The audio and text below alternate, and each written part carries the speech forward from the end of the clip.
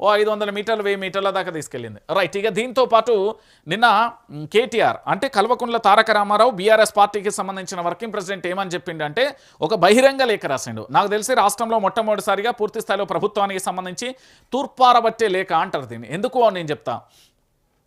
నిధులు ఇవ్వకపోతే నిలదీస్తాం. 2.5 ఏళ్లైనా హామీల సంగతి ఏది?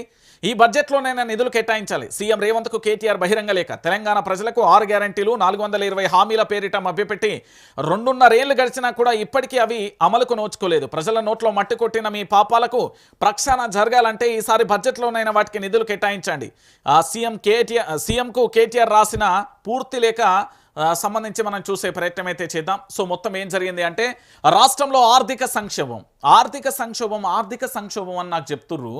ఇక్కడ గాంధీ తాత విగ్రహం పెడతారట. దాంతోపాటు ఏంది గాంధీ విగ్రహంతో పాటు తెలంగాణ రాష్ట్ర వ్యాప్తంగా అడ్డగోలు ఖర్చు చేస్తున్నారు. పబ్లిక్ ఏంది ఆ ఖర్చులు ఈ ఖర్చులు ఆ ప్రోగ్రాంలు ఈ ప్రోగ్రాంలని. కానీ రియాలిటీ మాత్రం లేని పరిస్థితి కనబడుతుంది. కాంగ్రెస్ పాలనలో ఖజానాకు డేంజర్ బెల్స్. భారీగా పతనమైన రాష్ట్ర రెవెన్యూ రాబడులు 2025-26లో అంచనా 2.29 లక్షల కోట్లే. జనవరి నాటికి వచ్చింది 1.38 లక్షల కోట్ల. అప్పుల ఊబిలో కూరుకుపోతున్న రాష్ట్రం కాగు. జనవరి నివేదిక గణాంకాలలో వెల్లడి. ఇక ఆర్థిక సంవత్సరానికి మిగిలింది ఇక 40 రోజులలో ఇంకా 1 లక్ష కోట్లు ఏడాదిస్తారు వీళ్ళు. ఓహో అన్నా కూడా రావు. మీరు ఏం చేసినా కింది నుండి మీదికి తనలాడినా పైనుండి కిందికి తనలాడినా కూడా రావు. ఇక అయిపోయింది. ఎందుకంటే అడ్మినిస్ట్రేషన్ అనేది మన చేతిలో ఉండి ఏ రంగాన్ని అభివృద్ధి చేస్తే ఎట్లా లాభాలు వస్తాయి అనేది ఉంటుంది. కానీ ఇక్కడ ఆ పరిస్థితి లేదు కదా. కాంగ్రెస్ పార్టీకి సంబంధించి వీళ్ళు అంచనా ఎంత వేసిళ్ళు? రెవెన్యూ రాబడులు 2.29 లక్షల కోట్ల రూపాయలు వస్తాయని వేసిళ్ళు. కానీ ఇప్పటి వరకు వచ్చింది ఎంత? జనవరి నాటికి 1.38 కోట్లు. ఇంకా ఆర్థిక సంవత్సరానికి మిగిలిందా 40 రోజులలోనే ఇంకా 1 లక్ష కోట్లు వస్తాయి. యాడ్ నుండి వస్తాయండి. అయిపోయింది. ఇప్పుడు ఏంది అంటే రాష్ట్రం అప్పుల ఊబిలో లేదండి. వీళ్ళు అప్పుల ఊబిలో నెట్టేస్తున్నారు రాష్ట్రాన్ని. నిజం చెప్పాలంటే వీళ్ళు అప్పుల ఊబిలో నెట్టేస్తున్నారు. ఒకసారి చూడు రిగో, ఇది కేటీఆర్ రాసిన లేఖకు సంబంధించి పూర్తి స్థాయిలో కూడా ఏంది అంటే తెలంగాణ రాష్ట్ర వ్యాప్తంగా కూడా జరుగుతున్న ఎపిసోడ్లలో ఒకసారి ఇవన్నీ కూడా చూడండి. రెవెన్యూ రాబులు 1,38,371.11 అంటే 60% వచ్చినాయి. 60.23% వచ్చినాయి జనవరి నాటికి. పన్ను రాబడి ఎంత వచ్చింది ఒకసారి చూడండి. 1,26,293.64 ఎంత? 72% వచ్చింది. పన్నేతర రాబడి ఎంత? 7,864.18 ఎంత? 24.87%. కేంద్ర ప్రభుత్వ గ్రాంట్లు ఎంత? 4,213.29. దీంట్లో ఎంత? 16.70%. రుణాలు ఎంత? 69,148.28. ఇందులో ఎంత శాతం వచ్చింది? 128.03% వచ్చింది. మొత్తం రాబడులు ఎంత? 2,07,558.18 అంటే 72.87% వచ్చినాయి.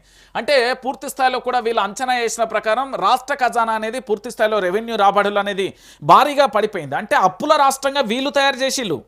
ఎవరు? తెలంగాణ రాష్ట్రానికి సంబంధించిన ప్రభుత్వం చేసింది. ప్రభుత్వం లాభాలు ఎట్లా వస్తాయి, ఏ రంగాన్ని అభివృద్ధి చేయాలి, ఎట్లెట్లా పెట్టుబడులు తీసుకురావాలి, ఎట్లా చేయాలనేది అయిపోయిన పరిస్థితి కనబడుతుంది. దాంట్లో భాగంగా పూర్తి స్థాయిలో కూడా ఇక వీళ్ళు చేసేది ఏం లేదు. కాగ్ని వేదిక చాలా స్పష్టంగా కూడా చెప్పిన పరిస్థితి కనబడుతుంది. ఇక మరి దీంట్లో ఇంతకంటే ఏం చేస్తుంది అనేది కూడా ఒకసారి ఇగో జనవరి 10 ఏళ్లలో రాష్ట్ర రెవెన్యూ రాబడులు జనవరి నాటికి ఎంతెంత ఉన్నాయో ఒకసారి చూడు. ఇక్కడ జనవరి నాటికి ఎంత శాతం వచ్చిందండి? 60% వచ్చింది. ఏంది రాబడులకు సంబంధించి? రెవెన్యూ రాబడులకు సంబంధించి 24% అంత వచ్చిన పరిస్థితి కన్నా. ఒక్కసారికి ఇక్కడ చూడురి. ఆర్థిక సంవత్సరం 2021-22 ఇది ఘోరమైన కోవిడ్ టైంలో కూడా 55.80 రాబడులను తీసుకొచ్చింది. 2022-23 నాటికి 62.41% తీసుకొచ్చింది. 2023-24 63.20%. ఇక మన కాంగ్రెస్ ప్రభుత్వం వచ్చింది కదా 2024-25 55.96%. ఇక 2025-26 ఎంత? 60.23%. అంటే బీఆర్ఎస్ ప్రభుత్వం అధికారంలో ఉన్నప్పుడు అద్భుతమైన రాబడులు తెలంగాణ రాష్ట్రానికి వచ్చినాయి. కానీ కాంగ్రెస్ ప్రభుత్వం అధికారంలోకి వచ్చిన తర్వాత రాబడులు అనేది బొక్కబొర్ల పడ్డ పరిస్థితి, ఎల్లెలు కలబడి కాలు చేతులు సాపే పరిస్థితికి వచ్చింది. ఎందుకంటే అప్పుల ఊబిలో తెలంగాణ రాష్ట్రం ఉంది. ఇప్పుడు ఏమీ చేయలేని పరిస్థితి కనబడుతుంది.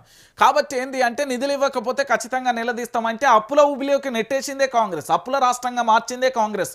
10 సంవత్సరాలలో ఎంత అప్పులు చేసింది బీఆర్ఎస్? కేవలం ఈ 2.5 సంవత్సరాలలో ఎంత అప్పులు చేసిందో ఒకసారి ఆలోచించండి. నేను తెలంగాణ ప్రాంత ప్రజల్ని, తెలంగాణ సమాజాన్ని ఒకసారి ఆలోచింపజేయమంటున్నా. ఎందుకంటే దొంగ మాటలు చెప్పేటోళ్ళు చాలా మంది తయారయ్యారు. దొరల లెక్క తిరుగుకుంటా దొంగ మాటలు చెప్పేటోళ్ళే ఈ తెలంగాణ రాష్ట్రంలో ఎక్కువైపోయారు. ఎందుకంటే రాష్ట్రానికి సంబంధించి పూర్తి స్థాయిలో ఏం జరుగుతుందో ఎవరు పట్టించుకొని పరిస్థితి కనబడుతుంది. ఇక దీంతో పాటు ఈసీ నిద్ర